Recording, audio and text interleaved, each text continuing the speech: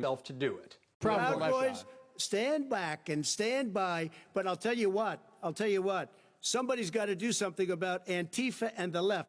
The Proud Boys, a far-right group with a penchant for political violence, immediately saw Trump's comments as an endorsement and started celebrating online.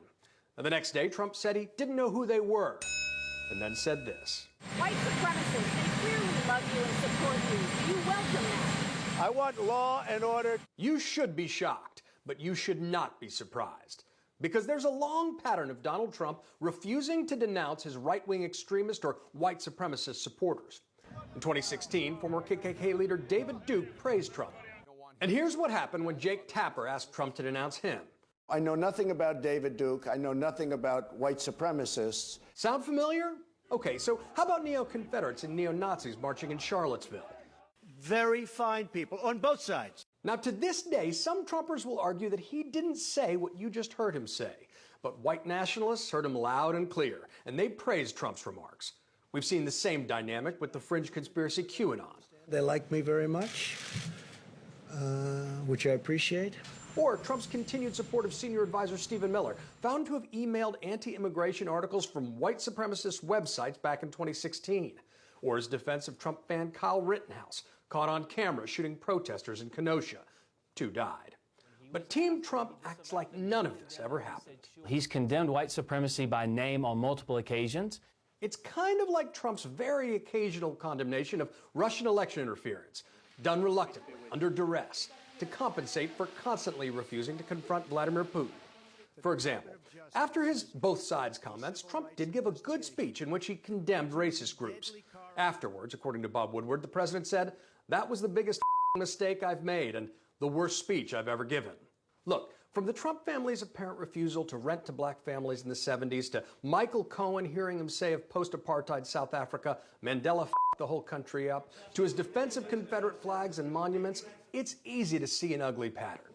Even noticed at DHS, where some were concerned that political rhetoric used by the president has been viewed by some violent white supremacists as a call to violent action. And now that you know the pattern, listen to this. I'm urging my supporters to go into the polls and watch very carefully.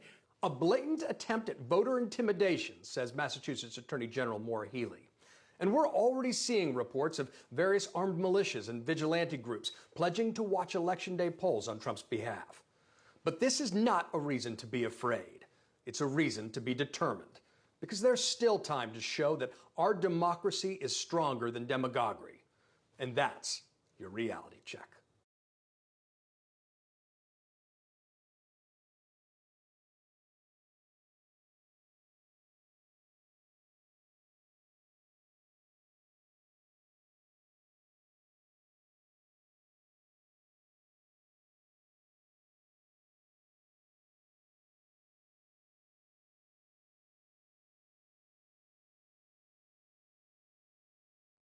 These 5 undecided voters from the swing states of Michigan, Wisconsin, Pennsylvania, and Florida were hoping the first presidential debate would help them choose a candidate.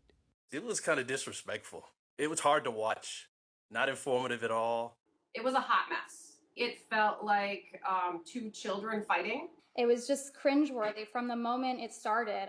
Our group found some moments worse than others, like when Trump refused to condemn a far-right white group. How did you feel in that moment?